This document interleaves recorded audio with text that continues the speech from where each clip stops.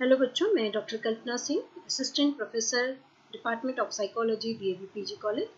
बच्चों, आज मैं आपको बीए 6 सेमेस्टर के साइकोलॉजी ऑनर्स के बच्चों को परसेप्शन एंड अटेंशन के पेपर में ये 4 यूनिट सस्टेन अटेंशन को के बारे में हम लोग आज बात करेंगे। सस्टेन अटेंशन क्या है, इसको जानने से पहले मैं चाहूँगी कि आप ये जानें कि व्हाट इज अटेंशन। इसको एक रिकैप कर ले हम कि व्हाट इज अटेंशन। अटेंशन क्या है? Attention is a fundamental cognitive process that is important to higher level cognitive process.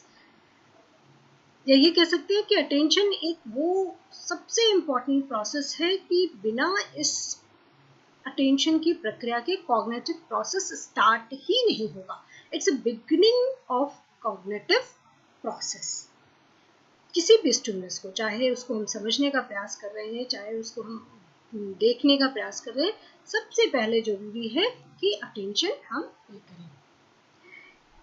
Morgan and king ने इसके डेफिनेशन को देते हुए कहा कि attention is the term given to perceptual process that select certain inputs for inclusion in our conscious experiences or awareness at any given time। एक निश्चित समय में कोई स्टिमुलस या कोई इंफॉर्मेशन आपके कॉन्शियस में बनी रहने की जो प्रक्रिया है उसको हम अटेंशन कहते हैं। अटेंशन इज ए मल्टीफेसेट कंस्ट्रक्ट जिसके बहुत सारे फंक्शंस हैं। इनमें से 3 को हम कॉमनली यूज करते हैं: alerting, orienting and maintaining. Alerting क्या है? जब भी कोई स्टिमुलस आपके सामने आए एक्सटर्नल वर्ल्ड में, वो इतना सेंसिटिव हो कि you are able to receive achieving high sensitivity to incoming stimulus. आप उस उद्दीपक को ग्रहण करने के लिए तैयार हो। Orienting, selecting the information, selecting the input, selecting information from sensory input. जब आप क्लास में बैठते हैं तो बहुत सारी चीजें चलती रहती है, बट यू आर सेलेक्टिंग कि हमें ब्लैक बोर्ड पे देखना है, टीचर की बात सुननी है या खिड़की से बाहर देखना है। This is also the second important function of attention. Third is maintaining. Maintaining मतलब कि बिना डिस्ट्रैक्ट हुए किसी एक पर्टिकुलर चीज पर लंबे समय तक ध्यान देने की जो प्रक्रिया है उसको हम मेंटेनिंग कहते हैं। तो अटेंशन वो प्रक्रिया है जिससे हम अपने माइंड में उस स्टिमुलस को बनाए रखते हैं for a certain period of time. Attention के कई टाइप्स हैं, हम लोग देख रहे हैं: sustain attention, selective attention, alternating attention, divided attention. Sustain attention यानी किसी वस्तु पर, किसी विशिष्ट टास्क पर बिना डिस्ट्रैक्ट हुए लंबे समय तक ध्यान केंद्रित करने की योग्यता। जबकि सेलेक्टिव अटेंशन क्या है? वो बहुत सारे फैक्टर्स या स्टिमुलस में से कुछ ही स्टिमुलस का या कुछ ही फैक्टर को सेलेक्ट करके उस पर ध्यान केंद्रित करने की योग्यता है, बाकी सबको हम फिल्टर कर देते हैं। हम तीसरा जो टाइप्स है वो है अल्टरनेटिंग। कई कार्यों में कभी एक कार्य करते हैं, कभी दूसरा कार्य पर ध्यान देते हैं। जैसे कभी हम रीडिंग मतलब हम कुकिंग कर रहे हैं और हमें कुकिंग करना नहीं आता है, तो बीच बीच में हम यूट्यूब से वीडियो देख रहे हैं और बीच में कुकिंग कर रहे हैं, तो मतलब कभी आप वीडियो पे अटेंशन दे रहे हैं, तभी कभी आप कुकिंग पर अटेंशन दे रहे हैं। ये अल्टरनेटिंग अटेंशन कहलाता है। फिर डिवाइडेड अटेंशन। डिवाइडेड अटेंशन क्या है? इसमें हम 2 या 2 से अधिक काम एक साथ करते हैं। जैसे हम फ़ोन पे भी बात कर रहे हैं और साथ पे बाइक भी चला रहे हैं, ये डिवाइडेड अटेंशन का एग्जाम्पल है। डेली एक्टिविटीज़ में इस तरह के कई तरह के ये अवधान जो हमारे सामने वो हम यूज़ करते हैं, अटेंशन को यूज़ करते हैं। किस तरह के अवधान को हम प्रयोग कर रहे हैं ये हमारी ज़रूरत और हमारी परिस्थिति पर निर्भर करता है। अब हम बात करते हैं व्हाट इज सस्टेन अटेंशन। जब अगर हम ये क्वेश्चन करें कि does the task need your undivided attention, then it is the answer of it is the question related to sustained attention. If the answer is yes, then it is related to sustained attention. There are various examples in our day-to-day life. Simple से लेकर कह सकते हैं कि complex सभी जगह sustain attention का use होता है। सिंपल जैसे कि आप ड्राइविंग कर रहे हैं, कोई ऐसा नहीं है सड़क के दोनों किनारे में पेड़ लगे हुए हैं, आप आराम से चले जा रहे हैं, मतलब बहुत सारे ऐसे स्टिमुलस हैं जिनको ध्यान देने की ज़रूरत नहीं है, बहुत इम्पोर्टेंट नहीं है, लेकिन वो आप लंबे समय तक किसी एक ही चीज़ को फोकस करने की जो योग्यता है उसको हम सस्टेन अटेंशन कहते हैं। बिना डिस्ट्रैक्ट हुए हम उस पर फोकस करते हैं। Reading a book, playing a video game, सारे कुछ जो है, ये सारी जो है वो सस्टेन अटेंशन के एग्जाम्पल हैं। तो प्रॉब्लम कहाँ है? प्रॉब्लम ये है कि लंबे समय तक ध्यान देने की योग्यता हमारी सीमित है, वो असीमित नहीं है कि जितने समय तक चाहे हम ध्यान देते रहें, बल्कि हमारा परफॉर्मेंस अगर हम किसी भी चीज़ पर बहुत लंबे समय तक ध्यान केंद्रित करते हैं तो डिटोरिएट होता है, मेंटल फटीग बढ़ता जाता है, और इसे ही विजिलेंस डिक्रीमेंट कहा गया है। Time on task, how much time is required to perform the task. If it is too much time, then there are various factors. Because of that, our performance is deteriorated. Unfortunately, vigilant decrement कुछ परिस्थितियों में बहुत ही भयानक परिणाम होता है। For example, airport पर passenger के लगेज में कुछ संदेहास्पद वस्तु को खोजने के लिए सिक्योरिटी पर्सनल्स जो हैं वो लगे हुए हैं, और जरा सा इधर उधर नजर गया तो वो बम लेकर या कोई चाकू लेकर या कुछ ऐसी चीजें जो कि अलाउ नहीं है उसको लेकर पास हो सकते हैं। हमने ट्रक ड्राइवर का भी एग्जाम्पल दिया, जहां पर लंबे समय तक उसको ड्राइविंग करनी है। यहाँ बहुत ही इम्पोर्टेंट है कि उसे रेयर लेकिन इजी स्टिमुलस को डिटेक्ट करने की जरूरत है। इसलिए उस इजी जो स्टिमुलस है उसमें मिस्टेक्स होने की चांसेस होती है। जैसे सड़क के किनारे पेड़ लगे, उनको क्या कोई ध्यान देने की जरूरत नहीं है, लेकिन कुछ विशेष या क्रिटिकल स्टिमुलस भी उसके साथ आ सकते हैं। जब सड़क पर सामने से एक कुत्ता जो है वो क्रॉस कर गया, उस समय एकदम से अटेंशन देने की जरूरत होती है। तो सस्टेन अटेंशन के जो अध्ययन जो है वो एक्चुअली में स्टार्ट हुआ, या इस पर जो ध्यान गया वो सेकेंड वर्ल्ड वॉर के समय गया, जबकि रडार ऑपरेटर्स ने अटेंशन से संबंधित कुछ प्रॉब्लम्स को उन्होंने बताई। रडार ऑपरेटर्स का क्या काम होता है? वो रडार पर या डिस्प्ले बोर्ड पर को लगातार देखते रहते हैं कि दुश्मन के हवाई जहाज जो हैं वो अगर आ रहे हैं तो उस सिग्नल्स को डिटेक्ट करना। कुछ समय तक इस तरह के कार्य को करने के बाद ये देखा गया कि रडार ऑपरेटर्स के परफॉर्मेंस में डिटोरिएशन है, डिक्रीमेंट दिखाई दिया। वे दुश्मनों के जहाज के आने के संकेतों को पहचानने में असफल होने लगे, means unable to detect the signals. Vigilance के कार्य में होने वाले इस परफॉर्मेंस डिफिशियंसी को सबसे पहले मैकवर्थ ने अपने एक्सपेरिमेंट्स में अध्ययन किया और इसको जानने का प्रयास किया। उन्होंने एक नई तरह की उपकरण बनाया, रडार जैसा ही एक डिस्प्ले बनाया, क्लॉक शेप का, सर्कल राउंड शेप का डिस्प्ले था, जिसमें न तो कुछ लिखा हुआ था ना ही कोई संकेत बना हुआ था, मात्र एक ब्लैक पॉइंटर जो कि बीच से था, एक सुई जो है वो लगी हुई थी, और ऑब्जर्वर को यानी सब्जेक्ट को इस पॉइंटर पर लगातार ध्यान देना था।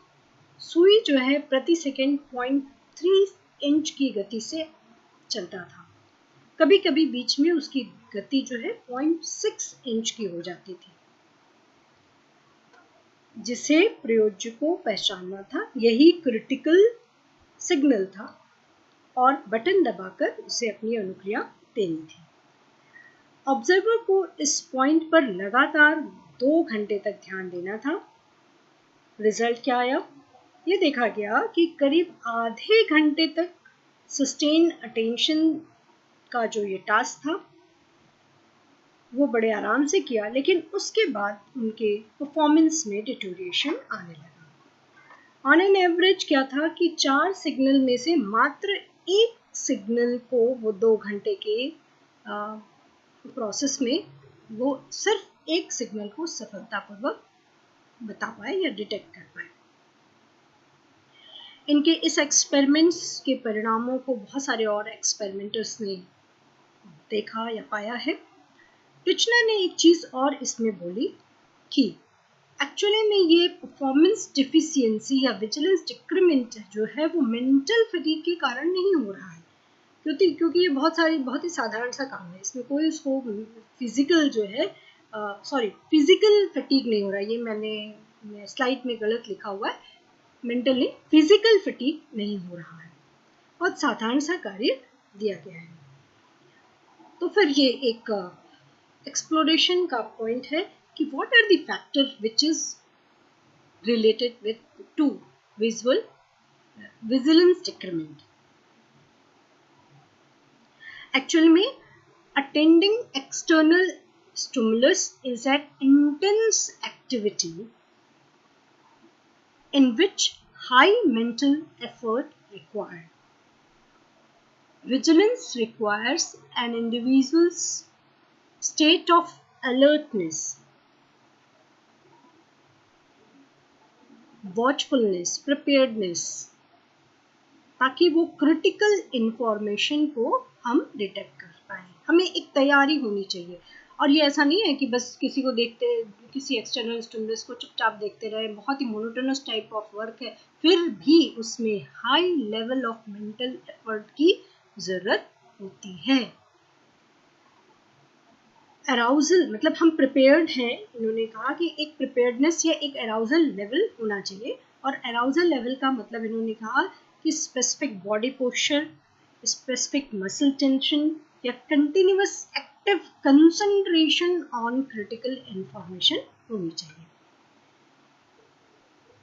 But high level of arousal का लेवल का मतलब ये नहीं कि बहुत हाई लेवल ऑफ अराउजल हो, क्योंकि ये भी है कि high level of arousal negatively related to performance efficiency. तो हम अब देखेंगे कि what are the factors actually determine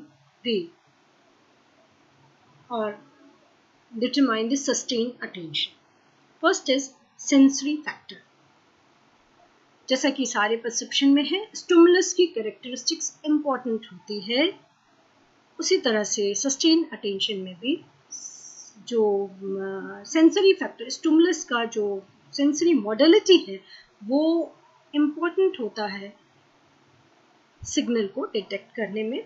और ऐसा देखा गया है सस्टेन अटेंशन के एक्सपेरिमेंट्स में कि विजुअल सिग्नल टास्क की कंपैरिजन में ऑडिटरी सिग्नल टास्क में परफॉर्मेंस एफिशिएंसी रहती है, ऑडिटरी सिग्नल्स को आसानी से डिटेक्ट कर पाता है।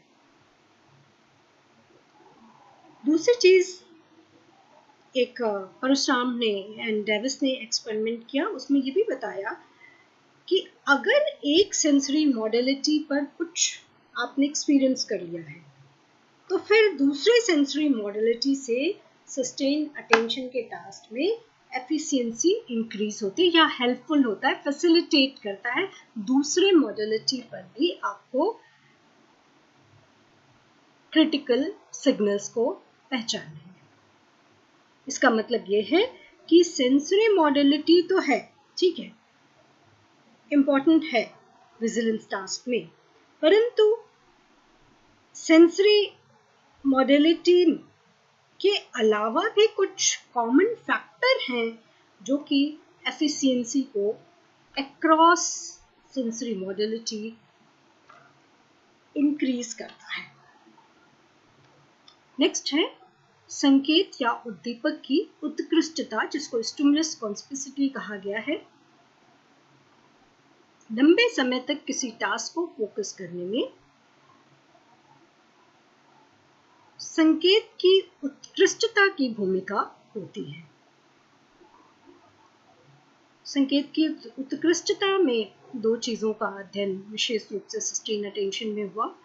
पहला एम्पलीट्यूड ऑफ सिग्नल यानी संकेत की तीव्रता या विस्तार, और दूसरा संकेत की अवधि, ड्यूरेशन ऑफ सिग्नल। एम्पलीट्यूड क्या है?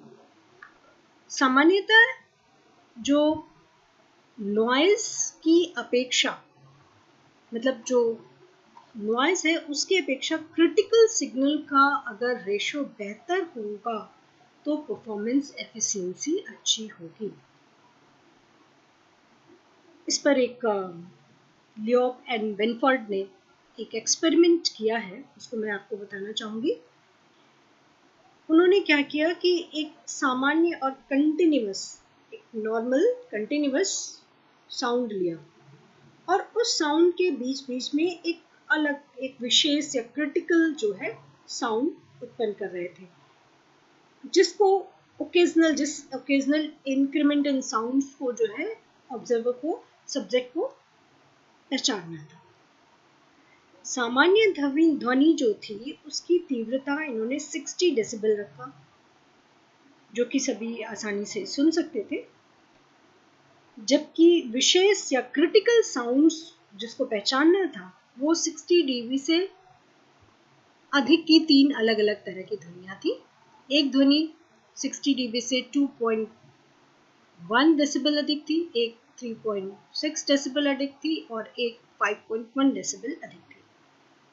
और अपने रिजल्ट्स में इन्होंने देखा कि क्रिटिकल साउंड की तीव्रता जैसे जैसे बढ़ती गई, गलत पहचानने की संख्या कम हो गई, यानी वो डिफरेंशिएट कर पाते हैं नॉइज को और क्रिटिकल सिग्नल को। कुछ अन्य जो स्टडीज हुई उसमें ये भी कहा गया कि केवल फ्रीक्वेंसी ही नहीं बल्कि उसको पहचानने की गति भी अच्छी, बेहतर होती है अगर क्रिटिकल सिग्नल की तीव्रता अच्छी हो। इसी तरह एक दूसरी विशेषता जो स्टिमुलस की है वो है ड्यूरेशन ऑफ सिग्नल, और ये बहुत ही नॉर्मल सी बात है। इस पर स्टडी किया बेकर एंड अदर्स ने किया है। इन लोगों ने ये माना है कि अगर लंबे समय तक वो उद्दीपक आपके सामने प्रस्तुत रहेगा, प्रेजेंट रहेगा, तो उसको पहचानने की संभावनाएं ज़्यादा हो जाती हैं। इसी तरह कम समय तक अगर रहेगा तो वो उतनी आसानी से नहीं पहचाना जा सकेगा। नेक्स्ट है इवेंट रेट। इस पर जेडसन एंड पिकेट ने अपना स्टडी किया। इवेंट रेट का मतलब यहाँ पर है बैकग्राउंड इवेंट, मतलब जो सिग्नल डिटेक्ट करना है उस सिग्नल के अलावा क्या चल रहा था। वैसे इवेंट से होता है जिसमें बैकग्राउंड इवेंट मतलब ऐसा इवेंट जिसके अंदर जो है क्रिटिकल स्टिमुलस छिपा है, जिसकी व्यक्ति को या सब्जेक्ट को पहचान करती है। मैकवर्थ के एक्सपेरिमेंट में अगर हम देखें तो सामान्य पॉइंटर की जो सामान्य गति से मूवमेंट है उसके साथ जो डबल जंप है, तो सामान्य गति जो है वो बैकग्राउंड इवेंट है और डबल जंप जो है वो इवेंट रेट है।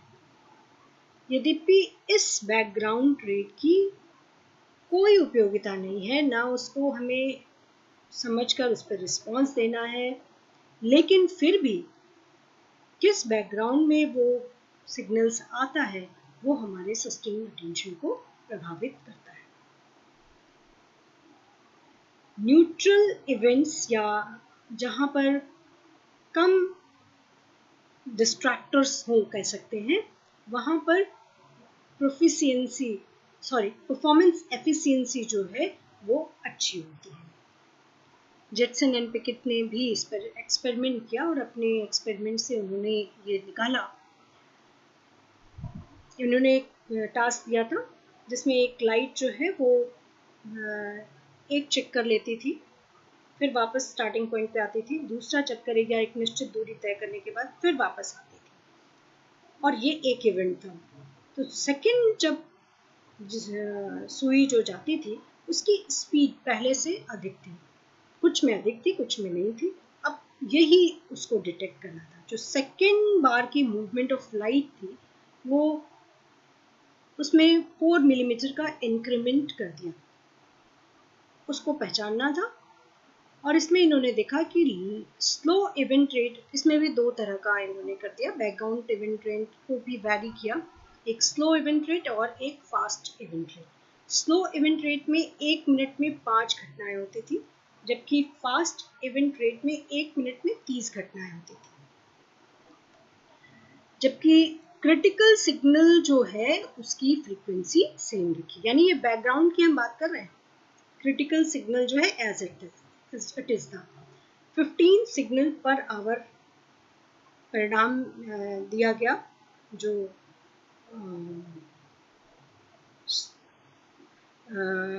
फास्ट इवेंट रेट में, और 1 मिनट में 30 घटनाएं जो है वो स्लो इवेंट रेट में।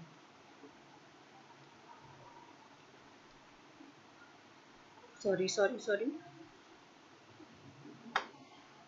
स्लो इवेंट रेट और फास्ट इवेंट रेट को फिर से समझिए। स्लो इवेंट रेट 1 मिनट में 5 घटनाएं और फास्ट इवेंट रेट में 1 मिनट में 30 घटनाएं।